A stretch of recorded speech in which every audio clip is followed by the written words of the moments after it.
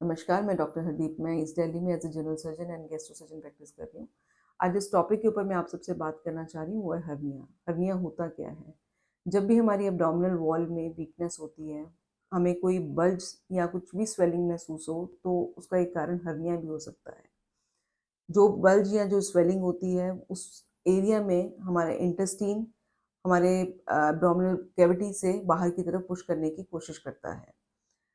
ये किसी भी एज ग्रुप में हो सकता है, बड़ों में, छोटों में, किसी भी सेक्स में, मेल में, फीमेल में, किसी में भी हो सकता है। ये टॉपिक मैं इसलिए डिस्कस करना चाहती हूँ कि कई पेशेंट्स हमारे पास आते हैं इस सिम्पटम्स के साथ, इस प्रॉब्लम के साथ कि हमें पेट में पेन है और एक लम्प, एक स्वेलिंग फील हो रही है। और जब उन पेशेंट्स को इसका इलाज के बारे में समझाया जाता है, क्योंकि इसका इलाज, हर्निया का इलाज सर्जरी के अलावा कुछ भी नहीं है।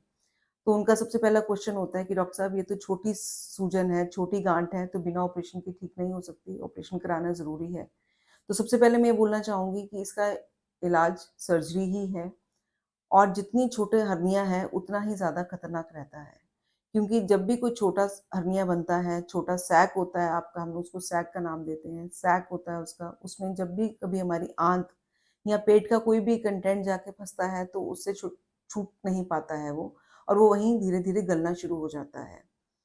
इसलिए जब भी आपको कभी भी स्वेलिंग महसूस हो, कभी भी बॉडी में बल्ज महसूस हो, तो आपको इमीडिएटली अपने सर्जन के पास जाना है। एक हर्निया होता है जिसको हम लोग बोलते हैं इंसिजनल हर्निया। जिन पेशेंट्स की पहले सर्जरी हुई होती है, उनके स्कार साइड पे पेशेंट्स को कंप्लेंट होती है कि हमारी स्वेलिंग हो रही है। वो सर्जरी के कितने भी सालों के बाद हो सकती है। वो स्वेलिंग और उनको वहाँ पर पेन रहना शुरू हो जाता है, क्योंकि उसमें कई बारी आपकी आंत जाके चिपक जाती है। तो उस केस में भी इलाज सिर्फ सर्जरी ही रहता है। इसकी हर्निया की सर्जरी कई प्रकार की रहती है, जिसको हम लोग ओपन सर्जरी बोलते हैं कि प्रॉपर चीरा देकर हम लोग इसको पूरा पेट खोलकर सर्जरी करते हैं। एक लैप्रोस्कोपिक सर्जरी दूरबीन से और एक होता है रोबोटिक सर्जरी। डिपेंडिंग अपॉन आपकी बॉडी की कंडीशन क्या है, क्या आप उस सर्जरी को कितना झेल पाएँगे, आपकी और कोमॉर्बिडिटीज़ क्या हैं, उसके अकॉर्डिंग सर्जन आपके डिसाइड करते हैं कि आपको आगे कौन-सी सर्जरी करवानी है।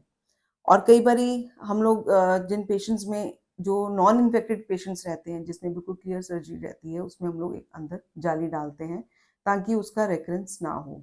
दोबारा से वहाँ पर जो वीकनेस को सपोर्ट करने के लिए हम लोग मेश डालते हैं अंदर। और लेकिन कई पेशेंट्स जो हमारे पास इमरजेंसी में आते हैं, जिनको बहुत दिनों से स्वेलिंग रहती है और फिर वो पेशेंट हमारे पास आते हैं कि हमें पेट में बहुत दर्द है, हमें मोशन पास नहीं हो रहा है या उल्टियाँ लग रही हैं, फ़ीवर आ रहा है। तो उस केसेज़ में हम लोग डिपेंडिंग अपॉन द कंडीशन हम लोग मेश डालना अवॉइड करते हैं, सिर्फ़ हम लोग प्राइमरी रिपेयर ही उस टाइम पे करते हैं। तो इसलिए जब भी आपको आपकी पेट में, पेट के नीचे वाले हिस्से ग्रॉइन में कभी भी आपको स्वेलिंग महसूस हो, आपको इमीडिएटली अपने सर्जन से कंसल्ट करना है और उसका प्रॉपर ट्रीटमेंट लेना है, उसको अवॉइड नहीं करना है। Thank you so much.